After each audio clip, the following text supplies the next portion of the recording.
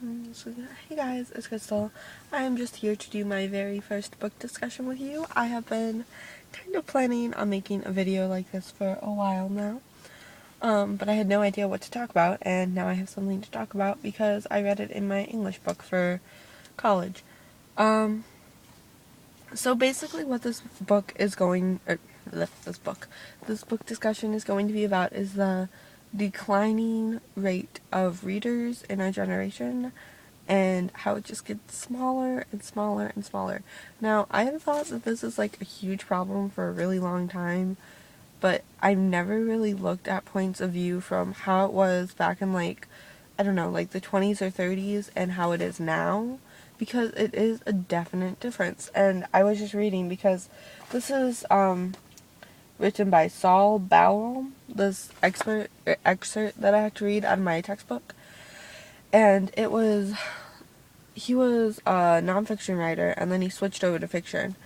And he was just explaining how things were so different from people who read like classics, what we consider classics, in like the 20s and 30s, and how there were so many avid readers in the 20s and 30s.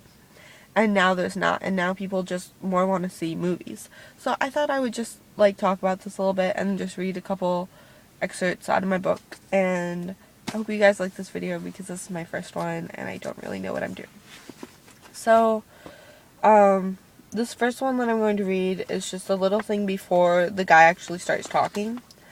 And it says, if you have been tempted to wait until a new novel comes out as a movie so that you can watch it on the screen rather than thumbing through the pages of a book, rethink your outlook and continue to discover the age-old pleasure of reading. You might be in a social minority, but you will be enriched. Also remember that most good writers are also good readers.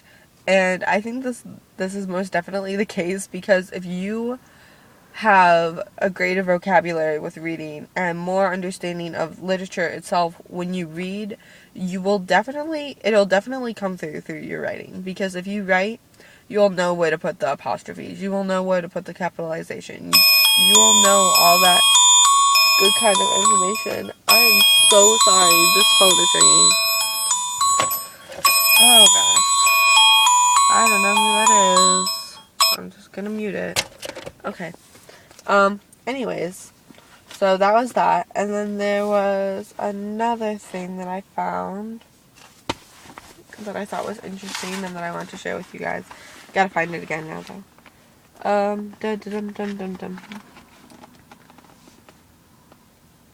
It said, from the first two, I had been warned that the novel was at the point of death. And I don't know if this is what it's supposed to mean, but how I kind of interpreted this is that if you get so engrossed in a novel or in a book, then you will feel like if a character is feeling something, you can feel that too. That's just how your imagination works. That is how awesome your brain is. Like, it's the power of suggestion. Somebody can sit there and just say, oh, I have an itch, and you immediately will start itching. Like, that's just, it's I lost the word. Was going to be really educated too. It puts me in awe that our minds can work like that and that we can use imagination like that. But I don't know. This video is kind of crap, but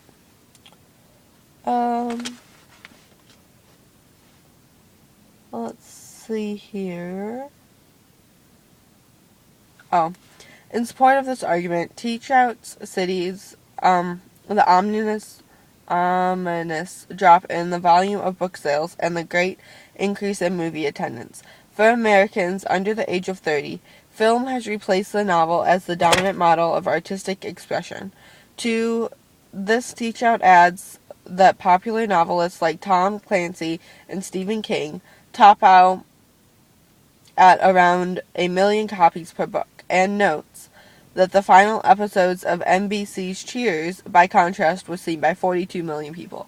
Now, how sad is that? Authors that are really famous and are famous still today, so even when this guy was an older gentleman, I'm going to say that, he still had the same problem. Like, Stephen King novels, they've been around for what?